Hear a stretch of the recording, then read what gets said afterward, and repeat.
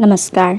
ये रामायण कथा पूरी तरह से श्रीमद् वाल्मीकि रामायण के ऊपर आधारित है। यदि आप इसका निरंतर श्रवण करते रहना चाहते हैं तो इस चैनल को सब्सक्राइब ज़रूर कर लें और आगे आने वाली सभी पॉडकास्ट के नोटिफिकेशन के लिए बेल आइकन को भी ज़रूर से प्रेस कर दें।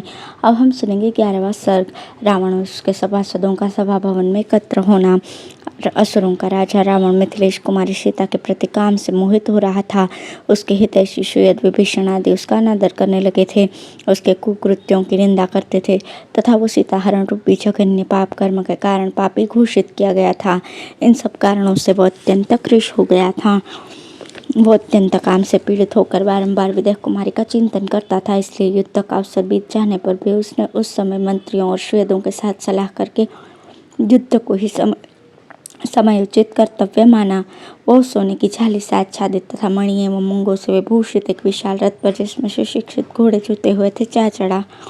महान मेघों की गर्जना के समान घरघराहट उत्पन्न करने वाले उस उत्तम रथ पर आरूढ़ होकर असुर शिरोमणि दशग्रीव सभा भवन की ओर प्रस्थित हुआ। उस समय असुरराज रावण के आगे आगे ढाल तलवार एवं सब प्रकार के आयुध धारण करने वाले बहुसंख्यक असुर योद्धा जा रहे थे। इस प्रकार भांति भांति के आभूषणों से विभूषित और नाना प्रकार के विकराल वेश वाले अगणित निशाचर उसे दाएं बाएं और पीछे की ओर से घेर कर चल रहे थे। रावण के प्रस्थान करते ही बहुत से अतिरथी वीर रथों, मतवाले गजराजों और खेल खेल में तरह तरह की चालें दिखाने वाले घोड़ों पर सवार होकर तुरंत उसके पीछे चल दिए। किन्हीं के हाथों में गदा और परिघ शोभा पा रहे थे, कोई शक्ति और तोमर लिए हुए थे, कुछ लोगों ने फर्श धारण कर रखे थे तथा अन्य असुरों के हाथों में शूल चमक रहे थे। फिर तो वहां सहस्त्रों वाद्यों का महान घोष होने लगा। रावण के सभा भवन की ओर यात्रा करते समय तुमुल शंख ध्वनि होने लगी। उसका वो विशाल रथ अपने पहियों की घरघराहट से संपूर्ण दिशाओं को प्रतिध्वनित करता हुआ सहसा शोभाशाली राजमार्ग पर जा पहुंचा। उस समय असुरराज रावण के ऊपर तना हुआ निर्मल श्वेत छत्र पूर्ण चंद्रमा के समान शोभा पा रहा था। उसके दाहिने और बाएं भाग में शुद्ध स्फटिक के डंडे वाले चौवर और व्यजन, जिनमें सोने की मज्जरियां बनी हुई थी, बड़ी शोभा पा रहे थे।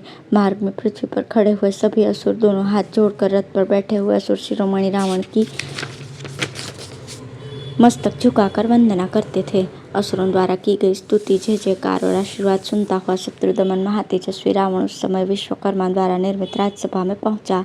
उस सभा के फर्श में सोने चांदी का काम किया गया था तथा बीच बीच में विशुद्ध स्फटिक भी जड़ा गया था। उसमें सोने के काम वाले रेशमी वस्त्रों की चादरें बिछी हुई थी। वो सभा सदा अपनी प्रभा से उद्भाषित होती रहती थी। 600 पिशाच उसकी रक्षा करते थे।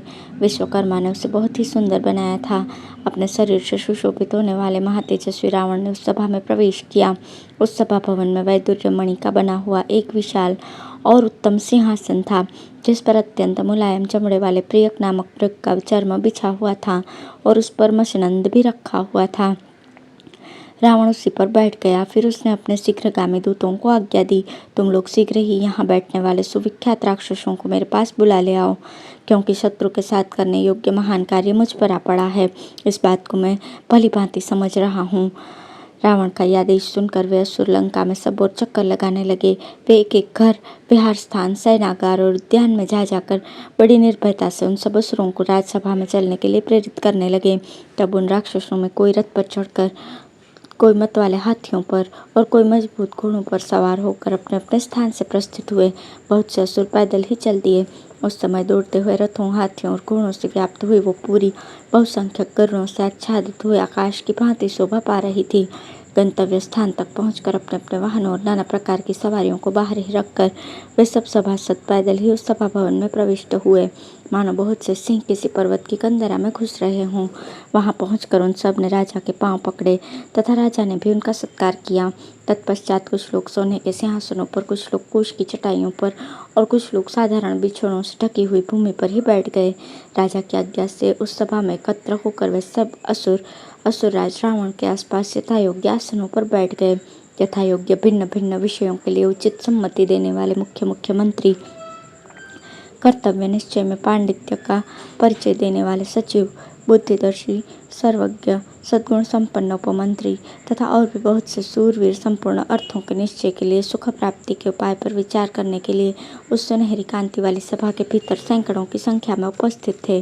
तत्पश्चात महायशस्वी महात्मा विभीषण भी एक सुवर्ण जटित सुंदर अश्वों से युक्त विशाल श्रेष्ठ एवं शुभकारक रथ पर आरूढ़ होकर अपने ज्येष्ठ भ्राता की सभा में जा पहुँचे। अनुज विभीषण ने पहले अपना नाम बताया, फिर ज्येष्ठ भ्राता के चरणों में मस्तक झुकाया। इसी प्रकार शोक और प्रहस्त ने भी किया। तब रावण ने उन सबको यथायोग्य पृथक पृथक आसन दिए। सुवर्ण एवं नाना प्रकार के मणियों के आभूषणों से विभूषित उन सुंदर वस्त्रधारी असुरों की उस सभा में सब और बहुमूल्य अगुरु चंदन तथा पुष्पहारों की सुगंध छा रही थी। उस समय उस सभा का कोई भी सदस्य सत्य नहीं बोलता था। वे सभी सभासद न तो चिल्लाते थे और न जोर जोर से बातें ही करते थे। वे सबके सब सफल मनोरथ एवं भयंकर पराक्रमी थे और सभी अपने स्वामी रावण के मुख की ओर देख रहे थे। उस सभा में शस्त्रधारी महाबली मनस्वी वीरों का समागम होने पर उनके बीच में बैठा हुआ मनस्वी रावण अपनी प्रभा से उसी प्रकार प्रकाशित हो रहा था जैसे वसुओं के बीच में वज्रधारी इंद्र दीप्यमान होते हैं। इस प्रकार श्री वाल्मीकि निर्मित रामायण आदि काव्य के युद्ध कांड में 11वां सर्ग पूर्ण हुआ। धन्यवाद।